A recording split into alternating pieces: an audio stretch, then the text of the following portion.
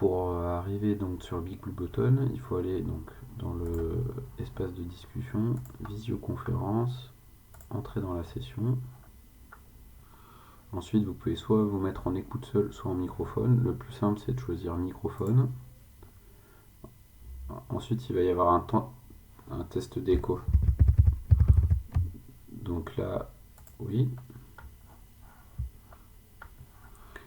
Donc là, ensuite, on peut choisir de se rendre silencieux. Donc ce qui va changer ici, à cet endroit-là. Ensuite, on peut partager sa webcam, ce qui n'est pas forcément nécessaire. Et de temps en temps, ce qui peut être utile, c'est partager votre écran.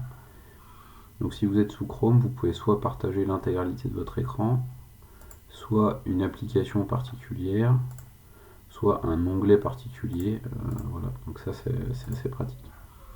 Si ensuite vous voulez charger une présentation, donc vous cliquez sur le plus ici, charger une présentation, et ici on peut par exemple téléverser un fichier, n'importe lequel.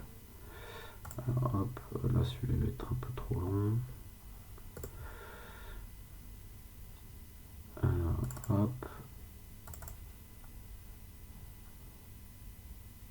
Voilà, par exemple, on charge. Ici, ça indique que c'est ce document-là qui va être bon. On télécharge. Donc ça prend un petit peu de temps parce que voilà, il convertit le fichier. Ensuite, ça s'affiche. Après, vous pourrez zoomer. Donc, dans les outils que vous pouvez utiliser, il y a donc ici la petite main qui permet de déplacer le document. Il y a de quoi écrire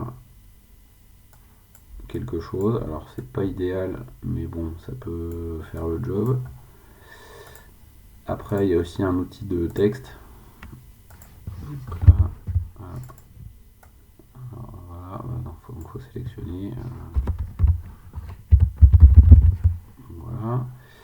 Et on peut aussi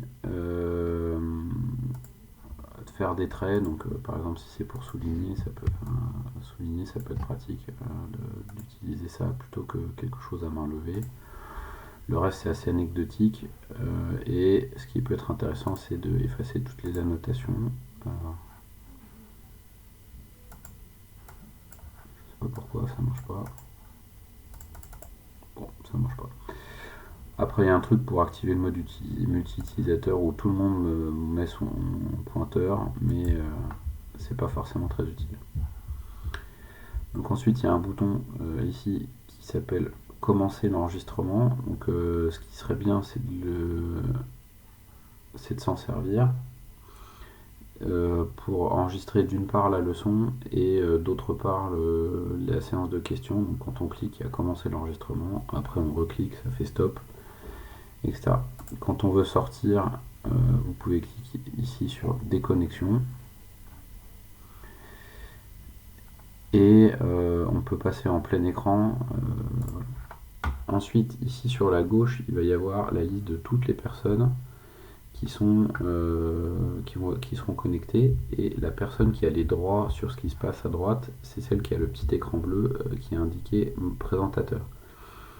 Par défaut, tout le monde pourra être présentateur, et ce qu'il faut, c'est ici, il y aura quand vous cliquerez sur vous pourrez cliquer sur devenir présentateur, qui vous affichera toutes les options. Si vous n'êtes pas présentateur, le nombre de boutons qui s'affichent ici est beaucoup plus restreint. Après, les étudiants peuvent mettre un petit statut si jamais vous voulez qu'ils vous disent quelque chose, et vous pouvez à tout moment rendre muet les autres. Donc si jamais vous voyez qu'il y a quelqu'un qui a oublié de couper son micro, là vous pouvez le couper pour lui.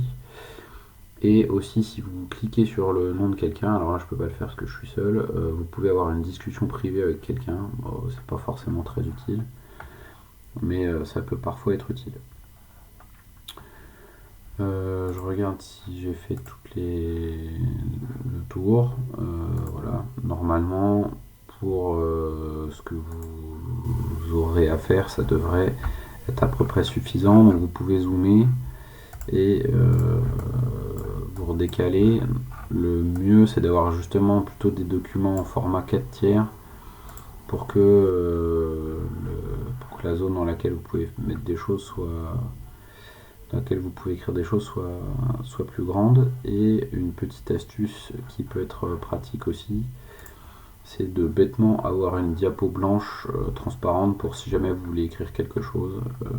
Voilà. Donc si vous avez juste une feuille blanche, ça vous permettra de gribouiller un peu à droite à gauche.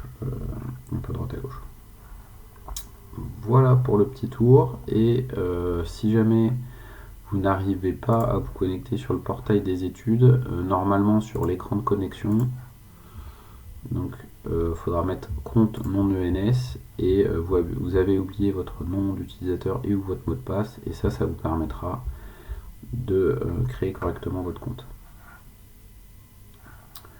Voilà.